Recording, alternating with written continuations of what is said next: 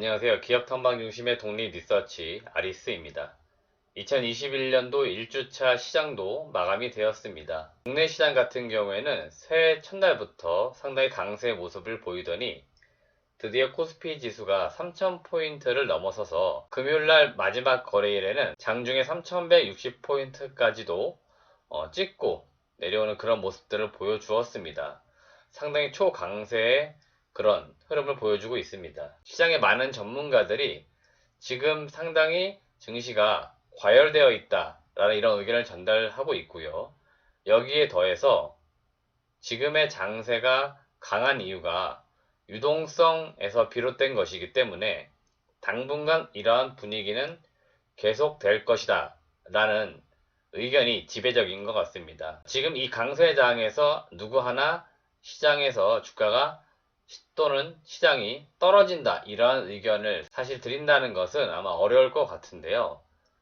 제 개인적 의견을 조금 드리자면은 분명한 것은 지금 장세가 강세장인 건 맞습니다만은 분명히 우리가 하락에 대한 부분도 대비는 해야 된다는 의견을 저는 곁들여서 드리고 싶습니다. 그 이유들 중에 하나가 오늘 같은 경우에도 마지막 거래일인데 지수만 볼 때는 상당히 강세장이었습니다만은 상승 종목 수보다는 하락 종목 수가 훨씬 더 많았던 그러한 장세였습니다. 그러니까 그만큼 지금 개별 종목으로 볼 때 대형주, 특히나 시가총액이 상위에 있는 종목들의 상승에 따른 지수의 상승 비율이 높아지고 있는 거기 때문에 마치 우리는 시장이 상당히 호황인 것 같은 좋은 분위기를 만들고 있는 것과 같은 착각에 빠질 수 있기 때문에 혹여라도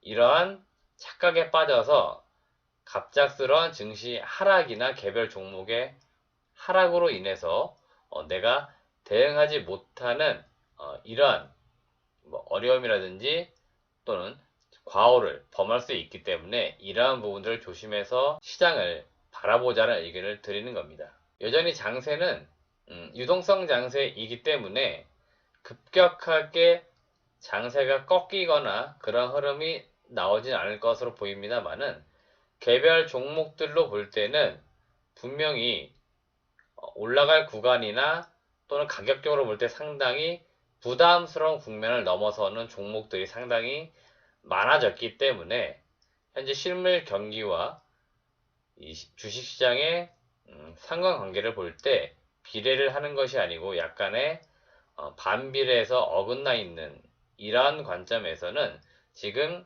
상당히 좋은 시장 분위기임에도 불구하고 우리가 조심해야 될 부분들은 조심을 하자 이런 의견을 전달을 드리면서 다음 주 1월 2주차에는 시장에 또 어떤 이벤트들이 있는지 중요 일정들을 좀 알아보도록 하겠습니다. 네이버 아리스 카페에 들어오시면 저희가 메뉴 하단에 증권가 이야기 게시판에 주요 일정이라는 게시판이 있습니다.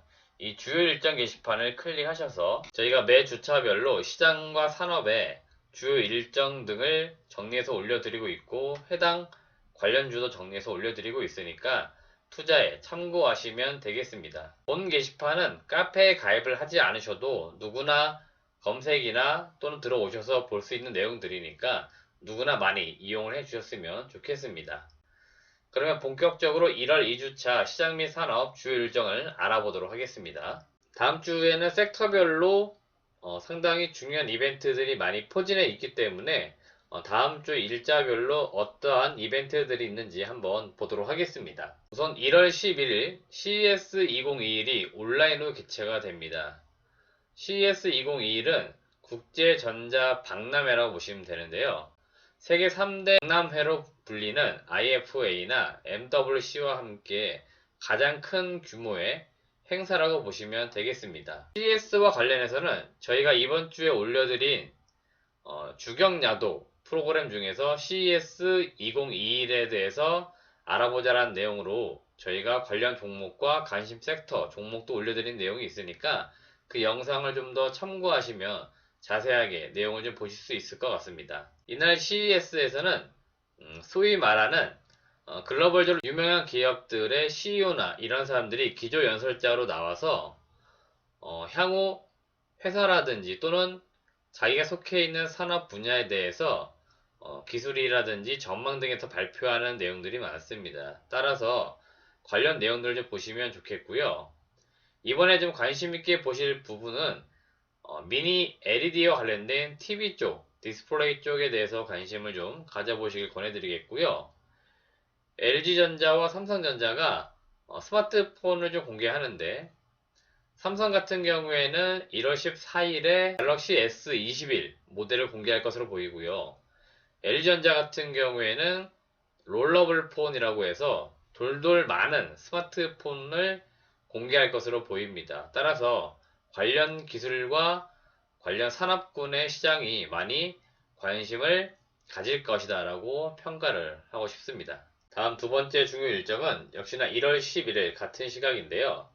JP 모건 헬스케어 컨퍼런스가 개최가 됩니다. 물론 다 온라인으로 이번에 행사가 열리게 되겠고요. 1월 11일부터 14일까지 개최가 되고 유망 신약 파이프라인을 보유한 제약 바이오 기업들이 본인들이 개발하고 있는 연구 내용들을 발표하는 시간들을 갖게 됩니다. 이 자리를 통해서 많은 기업들이 서로 자기의 기술을 공개도 하고 또는 관심을 갖는 기업들이 그 기술을 사기 위한 이러한 보이지 않는 어떤 경쟁의 각축의 장이 좀 이뤄지지 않을까라고 평가할 수 있을 것으로 보입니다. 보시면 이번에 JP모건 헬스케어에 참석하는 국내 기업들은 대표적으로 삼성바이오로직스나 한미약품, 휴젤, LG화학, 제네신과 같은 기업들이 있겠고요.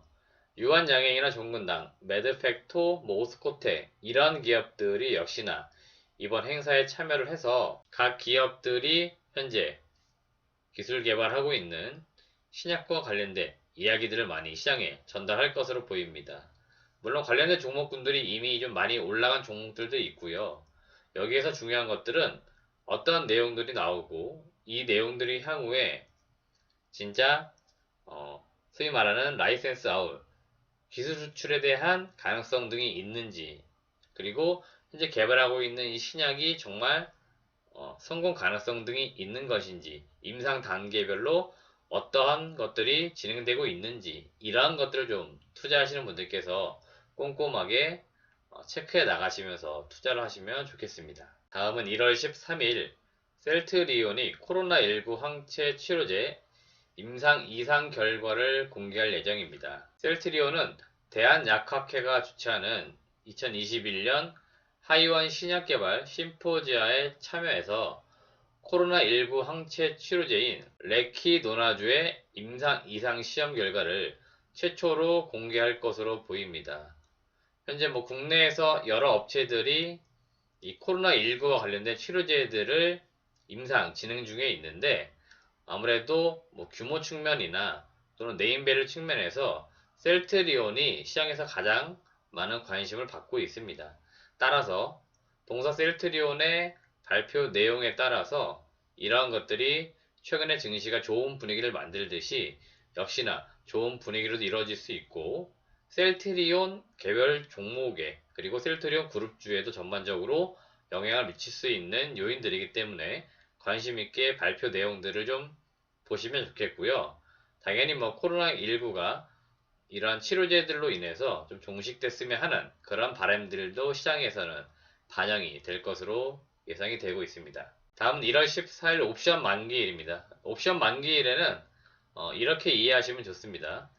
항상 시장 변동성이 조금 있다라고 보시면 되겠는데 지금 증시가 상당히 강해서 현물과 선물 간의 이 차익거래 측면에서 매도가 좀 우위하지 않을까 조심스럽게 예상해 볼 수 있는데 지금 워낙에 작년부터 해서 유동성이 너무 짙게 장세에 영향을 미치다 보니까 변동성은 더 심할 수도 있습니다. 그러니까 설령 떨어진다 하더라도 프로그램 매도로 증시가 좀 빠진다 하더라도 개인의 유동성으로 인해서 다시 증시가 밀어올리는 이러한 흐름이 좀 나오지 않을까라고 전망할 수 있기 때문에 옵션 만기일에는 이러한 개별 종목들 시장 지수의 변동성이 강할 것이다라는 것 정도로만 이해를 하시면 좋겠습니다. 다음은 1월 14일 갤럭시 S21 모델이 공개가 되는데요. 보통 삼성전자나 애플 같은 경우에는 2월에 열렸던 MWC를 앞두고 모바일 월드 콩그레스를 앞두고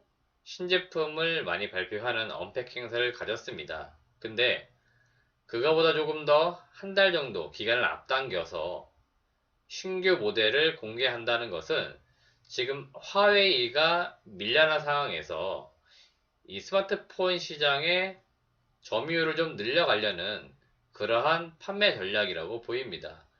그리고 오늘도 언론 보도를 통해서 좀 가격이 공개가 된 것으로 보이는데 5년 만인가요? 거의 이 정도 범위 내에서 처음으로 100만원 미만짜리 갤럭시 S 플래그십 모델이 나오는 것 같습니다. 그래서 기존의 스마트폰 가격이 좀 부담스럽다고 느꼈던 소비자들이 한층 더 싼 가격에 신규 모델을 받아볼 수 있다는 이런 기대감을 갖게 하면서 갤럭시 S21 모델에 대한 기대감을 높이는 것으로 보이고요. 아마도 최근에 플래그십 모델의 기준이 기존 갤럭시 모델도 있지만 새로 나온 폴더블 스마트폰도 상당히 고가를 이루는 초 플래그십 모델이기 때문에 이 모델과의 어떤 차별성을 좀 두기 위해서 갤럭시 S21 모델을 1월에 발표하고 2월에는 폴더블 스마트폰을 공개하면서 결국 신제품 판매에 대한